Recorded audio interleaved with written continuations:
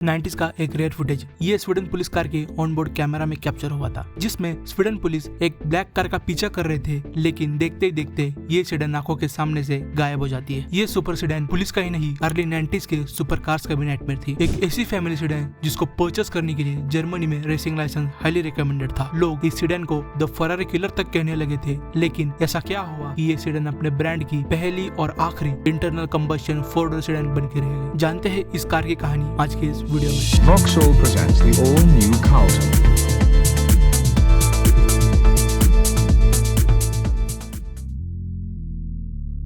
इस कार की कहानी की शुरुआत 1986 में होती है, जब American giant general Motors British car brand lotus को अक्वायर करते हैं। जनरल मोटर्स ने लोटस को अक्वायर करने के पीछे का सबसे बड़ा कारण था लोटस की world class engineering. 20th century में लोटस एक लौता ब्रांड था जो लाइट वेट और ड्राइवर सेंट्रिक परफॉर्मेंस कार बनाने में आगे था। जनरल मोटर्स के यूरोप में कई सारे ब्रांड थे, लेकिन उनमें से ओपेल जीएम का मेन ब्रांड था। यूरोप में ओपेल की ब्रांड इमेज एक simple reliable family car brand की थी, जिसे जीएम चेंज करना चाहते थे। जनरल मोटर्स चाहते थे कि ओपेल की ब्रांड इमेज भी एक परफॉर्मेंस कार ब्रांड की बने, जैसे मर्सिडीज और बीएमडब्ल्यू की थी, लेकिन ओपेल के पास ना तो कोई हाई परफॉर्मेंस इंजन था और ना ही कोई रेसिंग एक्सपीरियंस। इसलिए ओपेल और लोटस के बीच डिस्कशन चालू हुआ जॉइंट प्रोजेक्ट के लिए। इस प्रोजेक्ट का गोल था एक ऐसी कार बनाना जो पूरे के पूरे मार्केट को डिस्टर्ब कर दे और साबित कर दे कि ओपेल भी मर्सिडीज और बीएमडब्ल्यू जितना रोमांचक है। लेकिन सिर्फ एक लोटस का बैज लगा के ओपेल को एक स्पेशल स्पोर्ट्स वर्जन कह देना, ये आइडिया शुरू से ही रिजेक्ट कर दिया गया था। लोटस शुरू से ही चाहते थे कि ओपेल की लग्जरी सेडान सेनेटर का अल्ट्रा फास्ट वर्जन बनाए, लेकिन लोटस के चीफ डिजाइनर पीटर स्टीवंस को ये डिजाइन काफी हेवी लगा। इसलिए एक कार ने सभी को सेटिस्फाई किया, newly launch Opel Omega. Opel Omega का फर्स्ट जनरेशन 1986 में लॉन्च किया था। इस कार में ना तो कोई स्पोर्टी परफॉर्मेंस थी और ना ही लग्जरियस फील। ये एक बड़ी सी rear wheel drive family car थी, जिसकी डिजाइन भी काफी अंडरस्टेटेड थी, बस सिंपल और फंक्शनल। इसलिए ये कार अपने राइवल्स BMW 5 सीरीज और मर्सिडीज ई क्लास जैसा कैरेक्टर नहीं दे पाती थी। फिर भी ये एक वेल डिजाइन कार थी, इसलिए इस कार को 1987 में European car of the year का टाइटल भी मिला।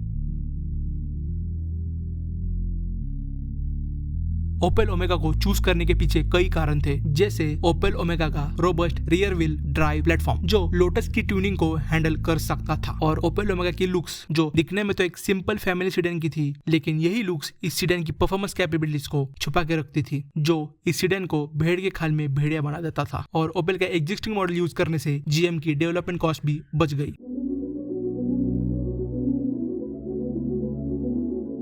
जनरल मोटर्स लोटस ओमेगा का फर्स्ट प्रोटोटाइप 1989 के जेनेवा मोटर शो में अनवील कर देते हैं। जब लोटस ओमेगा का पहला प्रोटोटाइप अनवील हुआ तो प्रेस और विजिटर्स दोनों का रिएक्शन बिल्कुल ओवरवेलमिंगली एंथुसियास्टिक था। अब जीएम के दिल में कोई भी डाउट नहीं बचा, इस सुपर ओमेगा को जल्दी से जल्दी प्रोडक्शन में उतारना ही था। इस लोटस ओमेगा की प्रोडक्शन 1990s में जीएम चालू कर देते हैं और ये कार लेट 90s तक लोगों को मिलने लगती है। लेकिन ऐसा क्या खास था इस कार में कि लोग इस सेडान को द फरारी किलर तक कहने लगे थे। इस कार में आपको 377 हॉर्स पावर और 568 Nm का मैसिव टॉर्क मिलता था, जो इस सुपर सेडान को 0 to 100 किलोमीटर पर सिर्फ 5.2 सेकंड्स में पहुंचा देता था, जो अपने डायरेक्ट राइवल से काफी तेज थी। लेकिन असली जादू तो दिखा 200 किलोमीटर पर आवर के स्प्रिंट में। इस सुपर सेडान ने ऑफिशियली 17.3 सेकंड्स में अपना स्प्रिंट पूरी की, लेकिन फिर भी ये नंबर ज्यादा था, क्योंकि ज्यादातर टेस्ट में ये पाया गया अगर इस कार के प्रॉपर गियर शिफ्ट्स हो तो ये car 0 to 200 kilometre per hour under 16 seconds में पूरा करती, जो पोर्शे 911 टर्बो से भी तेज थी। ब्रिटिश मैगजीन ऑटोकार ने एक टेस्ट कंडक्ट करवाया, जिसमें 0 to 100 miles per hour acceleration के साथ इमरजेंसी ब्रेकिंग था, लेकिन इस सुपर सेडान को सिर्फ एक कार हरा पाई, फरारी F40। लोटस ओमेगा की official top speed 282 kilometre per hour की थी। अपने main rivals fast German sedan से काफी तेज थी, क्योंकि इन फास्ट जर्मन सेडान की top speed electronically 250 kilometre per hour तक लिमिट कर दी गई थी। ये बात तो हो गई इसके मेन राइवल्स की, लेकिन ये lotus omega 0 to 100 kilometre per hour के स्प्रिंट में फरारी टेस्टोरोसा से भी तेज थी। इसलिए लोगों ने इस लोटस ओमेगा को निकनेम दिया द फरारी किलर, क्योंकि लोटस ओमेगा की कीमत फरारी टेस्टोरोसा की कीमत से आधे से भी कम थी, लेकिन फिर भी इसकी परफॉर्मेंस लगभग सेम ही थी। इसलिए लोगों को फरारी की परफॉर्मेंस उसकी आधे से भी कम कीमत पर मिल पा रही थी। इन सब चीजों ने इस सुपर सेडान को फेम तो दिया, लेकिन असली मुसीबतें आनी बाकी थी।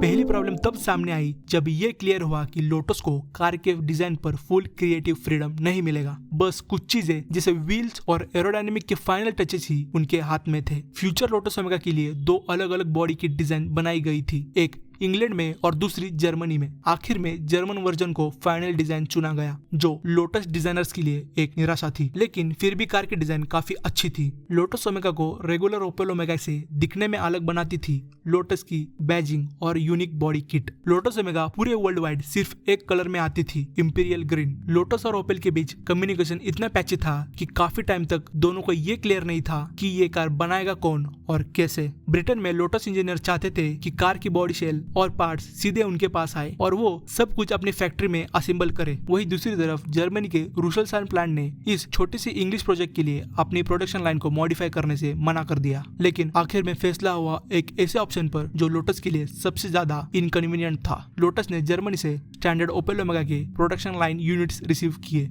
अपने रिक्वायर्ड कलर में। जैसे ही लोटस को ओपेल ओमेगा के यूनिट्स रिसीव हुए, वैसे ही तुरंत लोटस ने ओपेल ओमेगा के अननेसेसरी पार्ट्स निकालकर वापस जर्मनी भेज दिए और खाली roof, hood, body paint, AC और फैक्ट्री टूल किट इतनी ही चीजें अनटच रही। लेकिन सबसे इम्पोर्टेंट मॉडिफिकेशन था हुड के नीचे। स्टैंडर्ड 3 लीटर इनलाइन 6 इंजन की डिस्प्लेसमेंट बढ़ाकर कर दी गई 3.6 लीटर। और बस इतना ही नहीं, enhance piston, crankshaft, connecting rods, intake and exhaust और इसे रोमांचक बनाने के लिए गैरेट टर्बो चार्जर्स भी इंस्टॉल किए।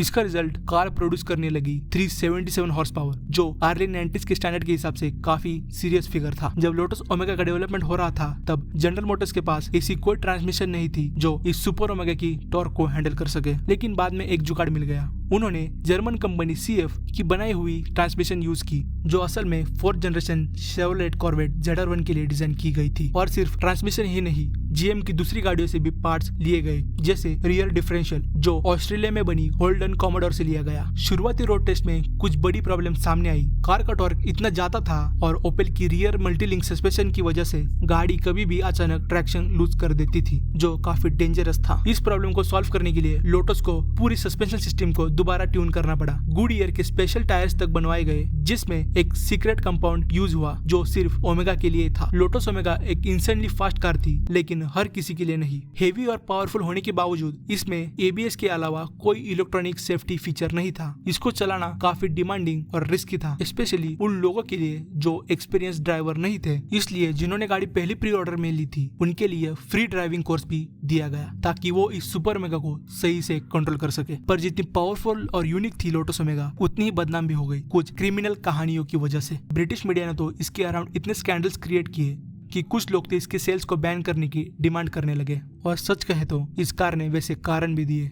उस टाइम की दुनिया की फास्टेस्ट 4 डोर सेडान होने के कारण ये कार क्रिमिनल्स के बीच काफी पॉपुलर बन गई। चोरी होती थी, फिर उसे रॉबरी के लिए यूज किया जाता था। पुलिस के पास ऐसी फास्ट गाड़ियां ही नहीं थी जो इसे पकड़ सके। इस कार पर बैन लगाने की कोशिश हुई, लेकिन वैसे भी ये कार ज्यादा बिक नहीं पा रही थी। जब जर्मनी और UK में एक्सीडेंट्स बढ़ने लगे, तो ओपेल डीलर्स ने एक अनऑफिशियल तरीका अपना लिया। अगर कोई कस्टमर आता तो उसे पूछा जाता कि आपके पास रेसिंग लाइसेंस है। अगर नहीं होता तो उसे बोला जाता सारी कार्स रिजर्व्ड है और उसे लिस्ट के एंड में डाल दिया जाता। मोस्टली उसे कार मिलती ही नहीं थी। प्लान था 1100 कार्स बनाने का, पर सिर्फ 950 कार्स बन पाई। 1992 तक प्रोडक्शन बंद कर दिया गया, लेकिन लोटस ओमेगा एक लिविंग लेजेंड बन चुकी थी।